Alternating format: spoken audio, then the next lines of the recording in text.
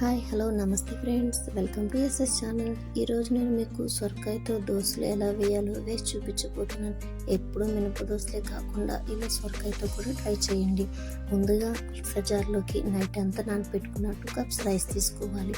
ఇప్పుడు 4 పచ్చిమిర్చి, 5-6 కరివేపాకు రెబ్బలు, 1 కప్ సొరకాయ ముక్కలు. మీకు సొరకాయ ఫ్లేవర్ ఎక్కువగా కావాలంటే 2 కప్స్ సొరకాయ ముక్కలు తీసుకోండి. ఇప్పుడు దీన్ని మెత్తగా గ్రైండ్ చేసుకోవాలి. ఇలా గ్రైండ్ చేసుకున్న పిండిలోకి 1 స్పూన్ అల్లం తరుగు, 1 స్పూన్ సాల్ట్, 1 స్పూన్ జీలకర్ర, ముందుగా సన్నగా కట్ చేసుకున్న ఆనియన్స్ 1 కప్పు, క్యారెట్ తురుము 1/2 కప్ వేసి కలుపుకోవాలి.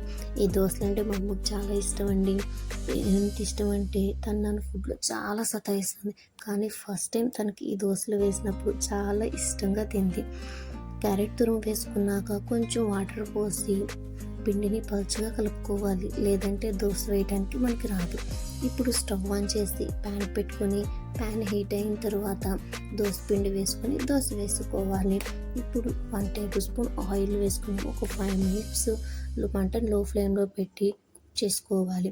ఇప్పుడు రెండో వైపు కూడా తిప్పుకొని ఒక 5 మినిట్స్ స్లోగా కుక్ చేసుకోవాలి. అంతే, అంత టేస్టీగా ఉండే సొరకాయ దోశలు రెడీ. ఈ వీడియో కనుక మీకు నచ్చినట్టయితే లైక్ చేయండి, షేర్ చేయండి, సబ్స్క్రైబ్ చేయటం మాత్రం మర్చిపోకండి. ఈ రెసిపీ కనుక మీకు నచ్చినట్టయితే మీరు కూడా ట్రై చేసి మీకు ఎలా వచ్చిందో కింద కామెంట్స్ బాక్స్లో పెట్టండి. Okay, thank you. Bye bye friends.